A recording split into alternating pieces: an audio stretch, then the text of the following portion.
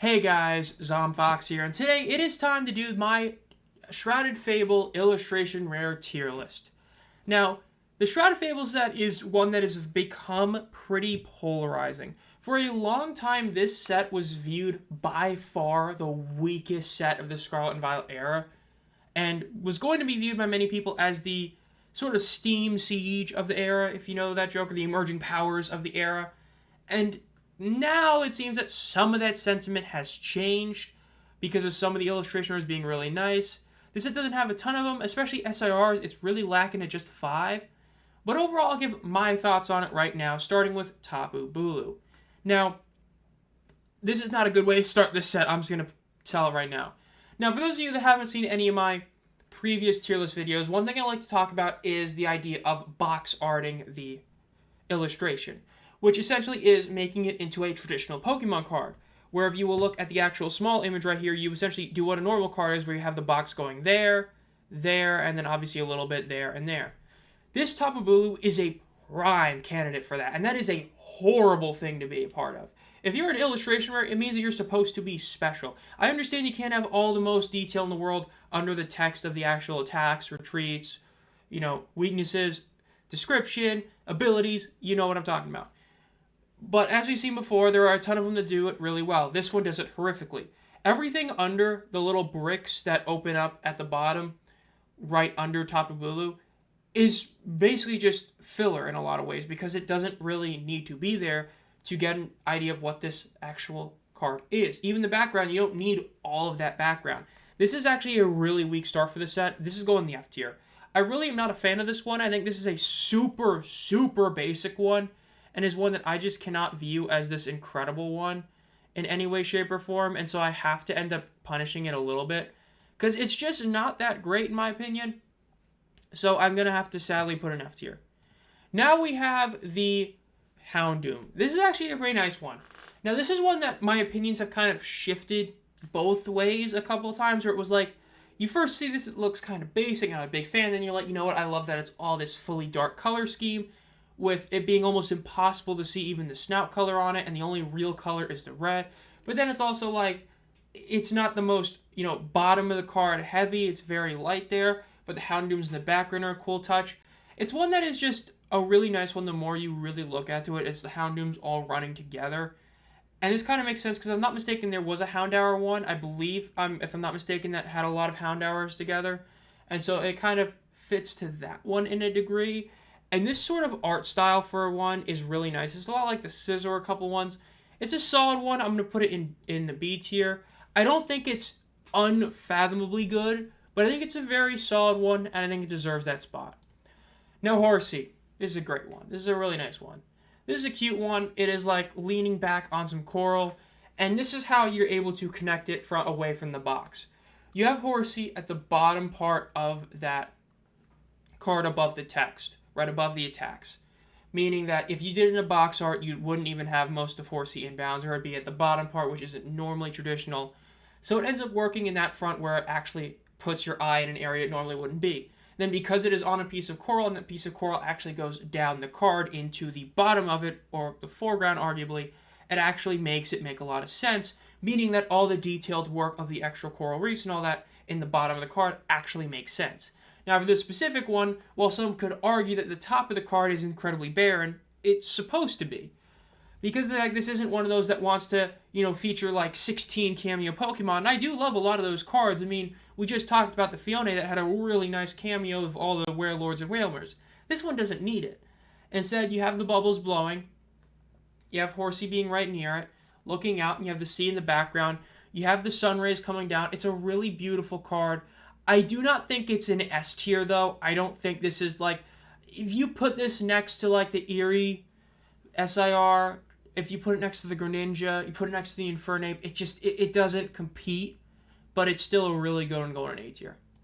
Now we're starting off the iconic trio of this set, Duskull, Dusclops, and Dusknoir.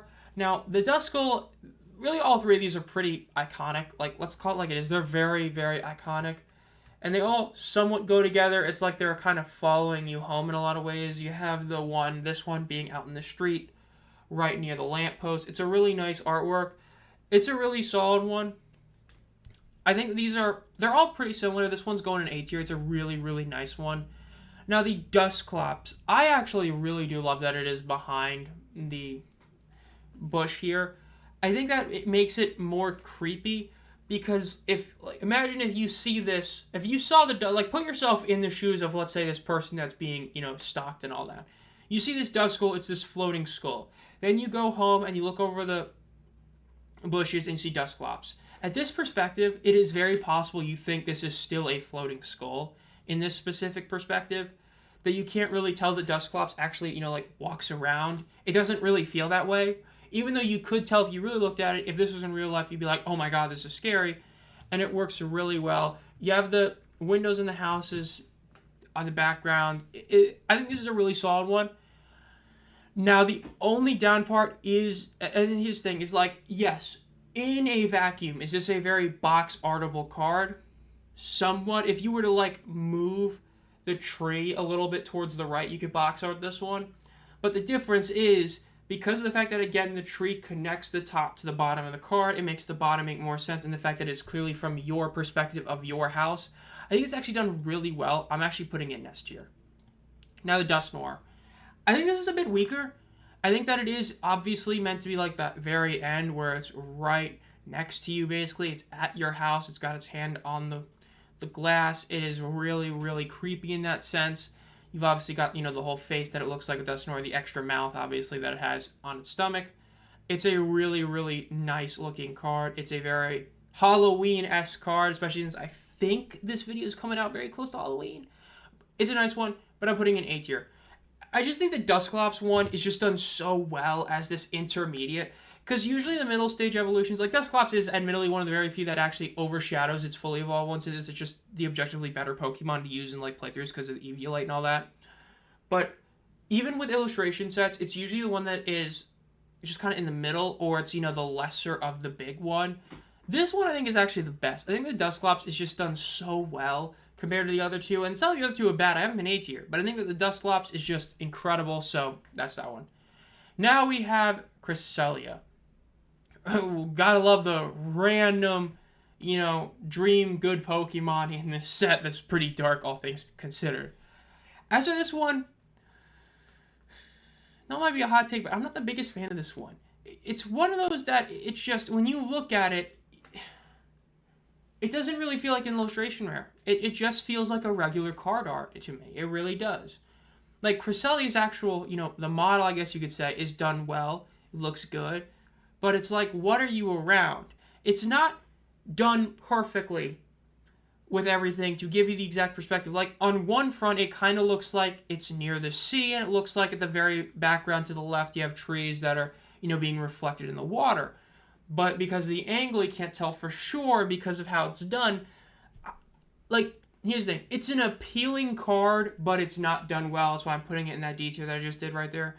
Because it's with these illustration mirrors, it should either be like the Baxcalibur, where the whole point is it's what am I looking at, or it should be very clear that it is done deliberately. I cannot tell that with either way for this one. But I can say it is appealing, so I'm not putting it in F, despite the fact that as an actual illustration in terms of, what these are meant to be, it being incredibly weak, it does look nice, so I'm putting it there. And now we have the start of the trio, technically the quad, but the, one of the quad got put in the EZB. We have the Monkey Dory. Yeah, if you are a real one, this is your least favorite artwork in the history of the Pokemon franchise. Not because it's bad, but because this card is the most mind-numbingly annoying BS card that Pokemon TCG has printed in a very long time, arguably ever. This card has single-handedly, ruined competitive, so much over the past couple of years since this card came out. Look. Okay, Dragapult, insanely annoying, borderline no-skill deck. This card is just so aggravating. As for the artwork itself, it's a nice one. It is very appealing. Having the cherry blossom tree around it, having him be on it. Again, having the tree stump go down to the bottom does connect it from the, the top to the bottom. But the bottom is pretty barren. It's just a lot of grass with some flowers and all that. And it looks like there is something else meant to be shown in the background behind the Adrenal Brain ability, but because of where it is placed, you can't necessarily see it. I think this is a solid one. I'm putting it in B tier. I think it's a right with the Houndoom, so it's going there. Now you have Pheasantipity. Now this Pheasantipity, it's a nice one. It is one that is, it's just a nice one because you have basically jumping in front of like the sun, and it is, blasting down. So you have this great little like yellow aura around it, which is just the light coming through it, and you have all the rays from the sun. You have it affecting the water in the background. Again, it is on something, and yes, this one is one that you could, in theory, box art, with the only reason I say not really is because of the fact that Pheasantipity's wing and part of the eyelash actually go all the way up to the name and HP. It actually wouldn't fit, which makes it to where you have to keep it like this. Very smart move by Ito right there. Now, as for the bottom of it, the bottom is just like, he did not have to work this hard on it. Having the water in the bottom, you didn't need it, but you did put it there to make the cliff make more sense. And you have the sun attacking it, or, being shined or perfectly on it. You have all the other little cliffs and all that doing really well. It's a really beautiful artwork. And that's why I hate saying I'm putting it in A. It's something about it that I cannot put it in S. There's something about it. I think it's an A tier one, though. It is a really, really good one. I think it's right there. It's a beautiful one. Underappreciated for sure. Now, Okie dokie. Honestly, not the biggest fan of this one. Like, this is, again, a prime example of the box art issue. You could easily put this in the regular box art, and you wouldn't really think too much differently, aside from the fact that Okie dokie itself is done in a very illustration way. And so, the illustrated feel of it, I do think justifies it being higher than DNF, but I'm honestly going to put it at C. Like, you easily could box art this thing, and you would have almost no difference. Like, the actual card, you just think that's the normal art for the card. They just went really hard with it like they used to with, like, Gen 4. But I'm going to put it in C tier. Now you have Zora. This is a cute one. This is a really cute one. I love this one. This is a nice one. You have his little chest fluff being used as, like, a borderline pillow for it. It's just lying at the corner of this, like, temple building looking thing. It's just, this is super, super cute. And again, it's positioned in a way where you can't box art it because it's going into the attack. And then because of the fact that it is connected to the temple, this is a very, very simple one. This is one of the few cases where I think simplicity is done really well. I'm going to put an S. I know it's going to, like, this to this one, it's like, this is so much simpler. But it just works really well. Especially, like, when you think of a Zora or Zoroark, you think of the illusions. You think of the illusionist ability. So you wouldn't be like, yeah, it's going to be the most basic, cute-looking picture. And it is. It's beautiful. Now we have Q-Fan. I still do not believe this is a Gen 8 Pokemon. I know it is. I know you have, like, that is literally like Chairman Rose's ace. But I still, for some reason, just do not see this as a Gen 8 Pokemon. I guess it's because I caught the Shiny in Scarlet my first playthrough. As this one itself. It's a nice one. It's a nice card. I can't really say too much about it. Having the other Q-Face in the background, one being to its right, one being behind, is really nice. Having some fun in the water is really cute and all that. It definitely is a cute-looking card. Having the very distorted reflection is a very nice detail because you also see it in the other two ones. That's just good. That's just good artwork ability right there. As for it, though, I think it's a solid one. I'm putting in B tier. Now we have Fracture. Wild that he got an illustration rare in this set. Like, especially knowing Black Bolt White Flare came out, it's, like, so weird because I think Joltik technically has, like, 3 illustration rares, and so does, like, Crustle, which is hilarious. As this one. It is also an Axew illustration rare in a lot of ways because you have the 3 Axew in the background next to it. Really nice detail. The little rainbow at the bottom is really cool to have because it would make sense since you are at a waterfall. Water's coming down. Obviously how rainbows are made. The little cliff parts of the waterfall. You can tell it's a waterfall despite the fact that it's not actually done, like, to be able to tell it's a waterfall, if you know what I mean. Like, it's not done where it's like, oh, this is clearly water. But it works really well because of how everything is positioned. That's just great artwork. It looks like an illustration.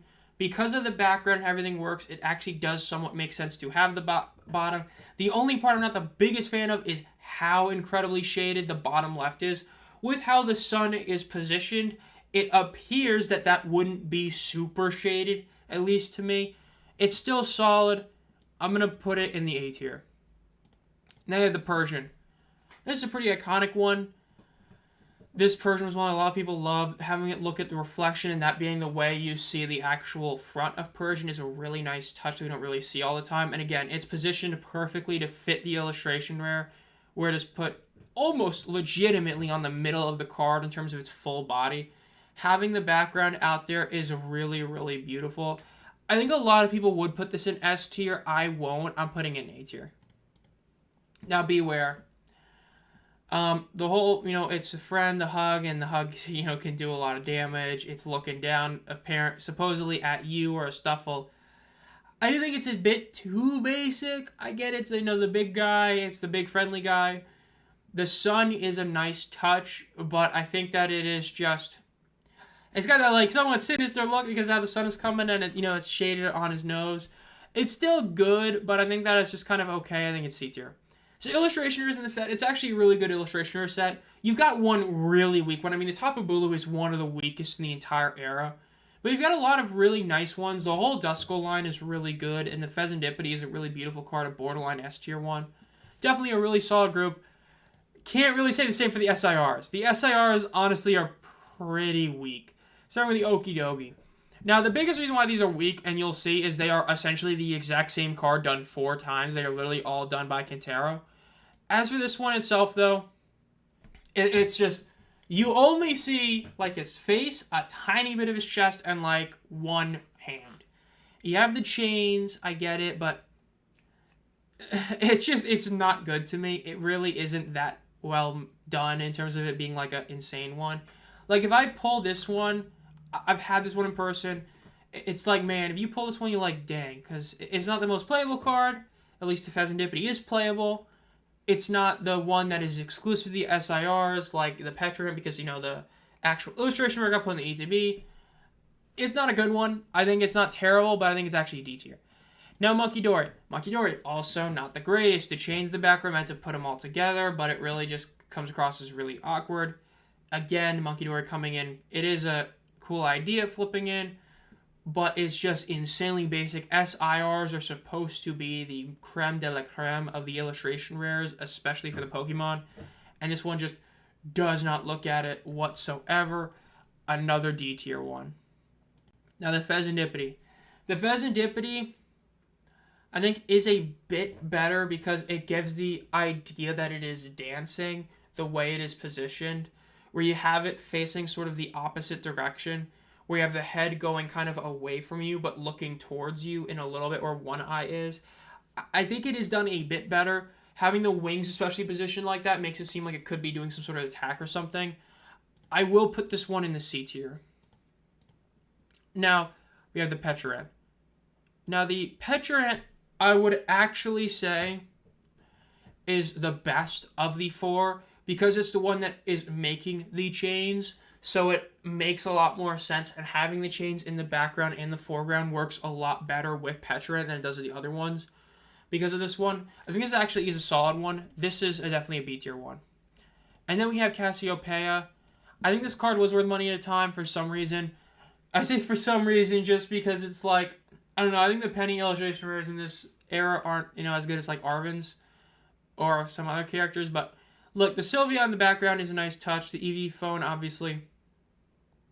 Her doing all her tech stuff, the whole thing with the game. The best part about this is I believe the Japanese version looks incredible with all the blue text on it. That's the biggest part of it. But I think this is a set or a card that does get a bit overhyped. I think it's still solid. I think the Japanese version is really good, but the American version I don't think was as good. I'm going to put it in C tier. Overall, the SIRs, this is really the weakest group of SIRs. This is the biggest reason why I would agree saying this is the weakest set of the entire era, is because of just how not good the SIRs are. You've got one good one in Petrarant. The other 3, which their pretty much only purpose is to fit with the Petrarant. At least the Pheasantipity is positioned in a way that makes a lot more sense to me. And the Cassiopeia, I think, is a bit of an overhyped card. The regular illustration rares, I think, are the ones that are kind of underappreciated. Yes, the Persian and the Houndoom, I know a lot of people give those ones their flowers in the Duskull line. But the Zora is beautiful, the Horsey is a great card, the Pheasantipity is gorgeous as well, and the Fracture is really nice too. And then you have some still solid ones like the Monkey Dory and the Cufant. But it's definitely not shocking to see this being called as the weakest set. the overall quad of Pokemon they use as the legendaries are not the most iconic ones by any means. Like, they're a DLC for Scarlet and Violet. So it's not like it's, oh man, what an insane iconic group of Pokemon to, headline a set. So it's not super shocking to see it like that. But let me know down below what your thoughts are on this tier list. I know the Cassiopeia and a couple other ones might be considered a hot take. I don't really think so. Let me know down below what your thoughts are. If you enjoyed this one, make sure to subscribe to the channel and like the video. Still have a decent amount of sets left. I think I still got, because I am splitting Black Bolt and White Flare 2 parts. I am not editing that video one time. Or not doing, one full edit for all 151 of them. So be on the lookout for all the rest. I believe we've got, probably 8 or 9 left. Because I think this was technically, I believe this is Scarlet and Violet 6-5. And I think it's, 11-5 is the last one. So we're not even really... Oh, we might be about halfway done. We're about halfway done. We got a lot more left, so be on the lookout for all those. And as always, guys, have a great night.